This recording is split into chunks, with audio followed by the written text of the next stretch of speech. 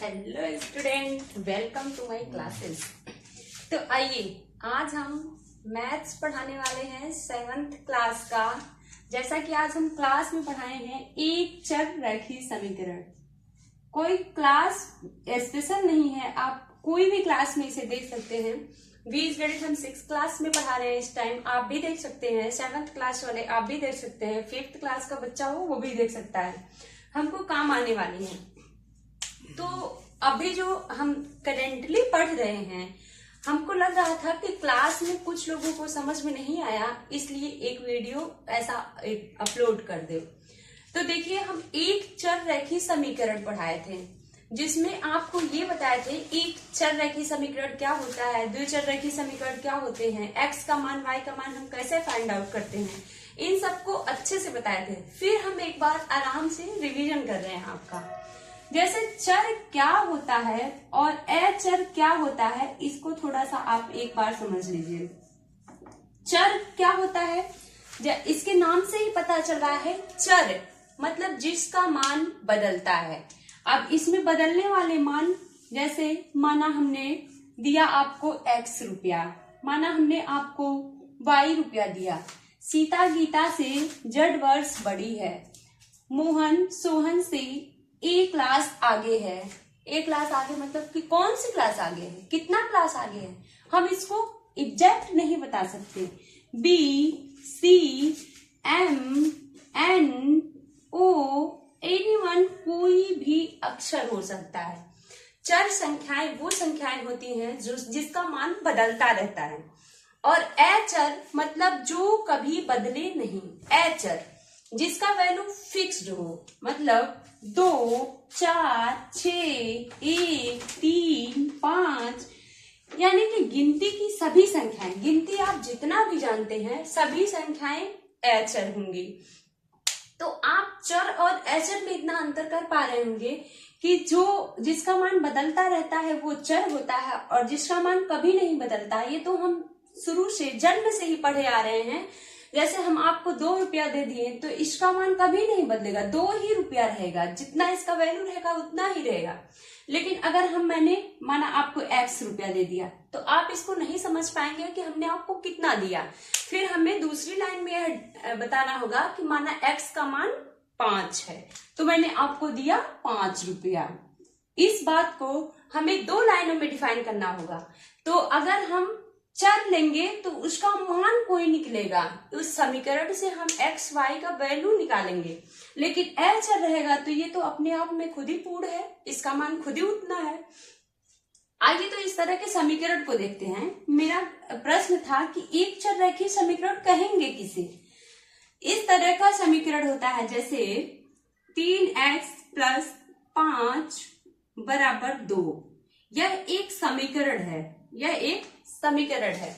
इसमें एक चर मिला हुआ है, एक चर से मिलके बना हुआ हमारा समीकरण है, जिससे हम x का मान निकाल सकते हैं। समीकरण उसे कहेंगे जिससे हम किसी चर का वैल्यू फाइंड कर सकें, आराम से उसका मान निकाला जा सके। तो देखिए, x का मान निकाला जा सकता है। अब इसको कैसे निकालेंगे, 3x बराबर, अगर इधर ये जोड़ में है तो इधर जाएगा घटा में हो जाएगा, इधर प्लस में है तो इधर आएगा माइनस में होगा। तो 2 - 5, 3x बराबर 2 में से 5 जाएगा, कितना बचेगा 3, लेकिन 5 के पास माइनस का चिन्ह है इसलिए -3। x बराबर -3/3, यानी कट के आएगा -1। x की वैल्यू आएगी -1। तो हमको ये समीकरण सॉल्व करने के बाद पता चल पा रहा है कि x की वैल्यू -1 आ रही है। तो यह कैसा समीकरण है, एक चर रेखीय समीकरण है। तो क्या आप इसे बता देंगे कैसा समीकरण है, इसे देख के बताइए। 3x = 5, यह कैसा समीकरण है। 2x + 7 = 6, यह कैसा समीकरण है। 3x, क्या यह समीकरण है। इन तीनों में आप सोच के बताइए कि कौन सा समीकरण है, कौन सा समीकरण नहीं है। हमको तो यही जानना होगा। हम यहां से x की वैल्यू प्राप्त कर सकते हैं, यह समीकरण है यहाँ से x की वैल्यू प्राप्त कर सकते हैं तो यह समीकरण है। यहाँ से हमको x की वैल्यू नहीं प्राप्त कर सकते हैं तो यह समीकरण नहीं है। और यह कैसा समीकरण है? एक चर रेखीय समीकरण है, क्योंकि केवल एक ही चर दिख रहे हैं, x और x। अगर इस तरह का रहेगा, इस तरह का रहे 3x प्लस 4y बराबर 7, तो हम इसे कहेंगे दो चर रेखीय समीकरण। इसके नाम से भी क्लियर हो रहा है कि इसमें दो चर आ रहे हैं, एक x और एक y, इसीलिए इसका नाम दो चर रेखीय समीकरण है। आप इतना समझ गए होंगे कि एक चर रेखीय समीकरण किसे कहेंगे और दो चर रेखीय समीकरण किसे कहेंगे। आइए और थोड़ा आगे बढ़ते हैं कि हम इस समीकरण का मान कैसे निकालते हैं। और उसमें दिया हुआ था क्वेश्चन में कि इसके तथ्य को हम कैसे लिखेंगे। जैसे अगर x में 5 जोड़ा जाए, x में 5 जोड़ा जाए, तो हम शब्दों में कह रहे हैं x में 5 जोड़ा जाए, तो इसको हम कैसे लिख देंगे, आप ध्यान से देखेंगे। अगर हम कहें 10 में 5 जोड़िए, तो आप ऐसे फटाक दे लिख देंगे 10 प्लस 5 बराबर 15, लिख देंगे ना। अब देखिए 10 में 5 जोड़ने पर मिक्स होकर के हमको एक संख्या प्राप्त हुई 15, मिल गई ना। तो दोनों एच और संख्याएं जोड़ी गई हैं तो हमको 15 मिल गया, तब मिक्स हो गया।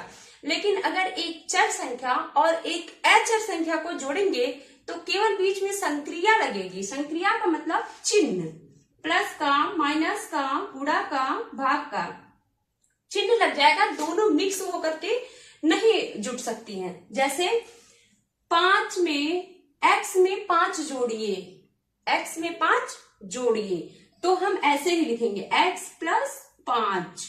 अब इसके बाद हम कुछ नहीं कर सकते हैं, हमको बताना पड़ेगा x का कितना मान है, तब हम इन दोनों को जोड़ के एक कर सकते हैं। x में 5 जोड़िए तो इसका आंसर यही होगा x प्लस 5। x में से 5 घटाइए तो x माइनस 5। x में 5 का गुणा कीजिए तो हो जाएगा x गुणे 5, इसे हम लिख सकते हैं 5x। ठीक, अगर कहेगा x में 5 से भाग दीजिए तो x बटे 5, ये हो गया लिखने का हमारा तरीका। बीजगणित के साथ हम चरों को, अचरों को कैसे लिखें, इस तरह लिखेंगे। अब आप ही बताइए, 9x में 10 जोड़िए, ऐसे लिख देंगे 9x प्लस 10। 6y में 5 घटाइए, 6y में से 5 घटाइए, ऐसे लिख देंगे। 2y में 5 जोड़कर 9 से भाग कीजिए, 2y में 5 जोड़कर 9 से भाग कीजिए। आप ये लिखा हुआ समझ पा रहे हैं? ठीक है, आइए अब हम एक चीज और बताते हैं कि किसी भी x का वैल्यू हम कैसे पुट करके जानेंगे कि यह समीकरण, यह मान समीकरण को संतुष्ट करता है। आप इसी क्वेश्चन को समझ नहीं पा रहे थे क्लास में। जैसे हमारा एक समीकरण दिया हुआ है 3x प्लस 8 बराबर 4, या फिर हम इसे माइनस कर लेते हैं तो और आसानी से आप समझेंगे। 4, और यहां हम साइड में दे रहे हैं x का मान आप 0 पुट करिए, 1 पुट करिए, 2 पुट करिए और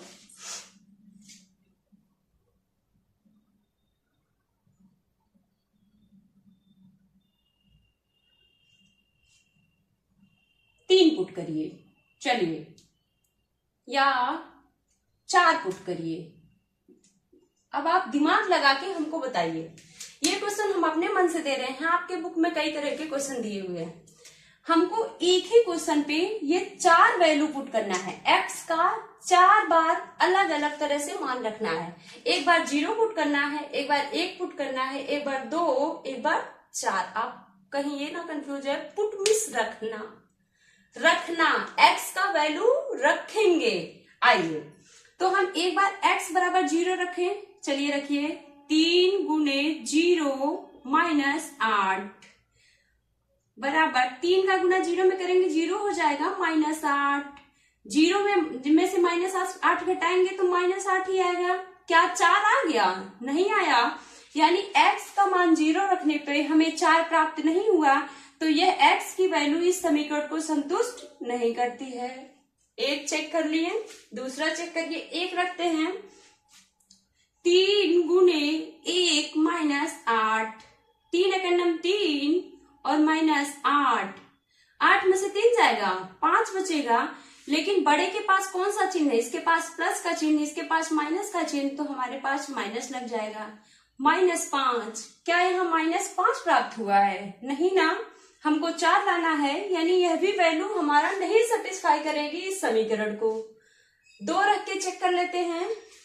3 गुना 2 माइनस 8, 3 दूना 6, 6 में से 6 माइनस 8, 6 में से 8 जाएगा, 2 बचेगा। लेकिन बड़े के पास माइनस का चिन्ह है तो माइनस लगा देंगे, -2।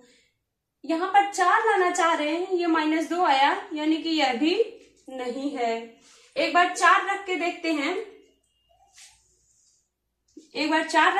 हैं, 3 गुना 4 माइनस 8, 4 तिया 12, 12 माइनस 8, 12 में से 8 गया 4। देखिए 4 आ गया कि नहीं? इसको सॉल्व करने पर 4 आया ना, यानी कि इस समीकरण में अगर हम 4 वैल्यू पुट करेंगे तो 4 आ जाएगा, बराबर हो जाएगा। यानी कि x का ऐसा वैल्यू जो हमारे समीकरण को संतुष्ट करता है, तो उसी पे हमें ऐसे घेरा लगाना था। आप कितने इस बात को समझ पाए? अगर समझ गए तो वेरी गुड। हम एक समीकरण और लेते हैं, उसके बाद फिर आप 8वां नंबर का क्वेश्चन अपने मन से टोटल होमवर्क में पूरा करके लेके आएंगे। जितने लोग इस वीडियो को देखेंगे सबकी कॉपी में होमवर्क कंप्लीट होना चाहिए। आइए देखते हैं। देखिए, जैसे हम दूसरा समीकरण लेते हैं, 5y माइनस 10 बराबर 5। अब देखिए हमारा y का वैल्यू अलग अलग हम लेते हैं। क्या क्या ले ले? 1 लेते हैं,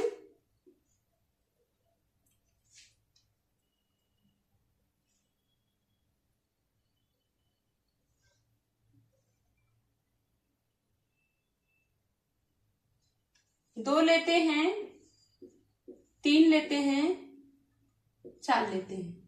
चलिए पुट करवाइए। अगर हम एक वैल्यू पुट करते हैं तो यहाँ 5 एक 5, 5 में से 10 जाएगा, तो 5 में से 10 जाएगा तो -5 बचेगा, यानी यह नहीं आया। 2 रख के चेक करते हैं, 5 गुना 2 माइनस 10, 5 दूनी 10 माइनस 10, 0 आ गया, यह भी नहीं होगा। 3 रख के चेक करते हैं, 5 तिया 15 माइनस 10 बराबर 5 आ गया। क्या बात है।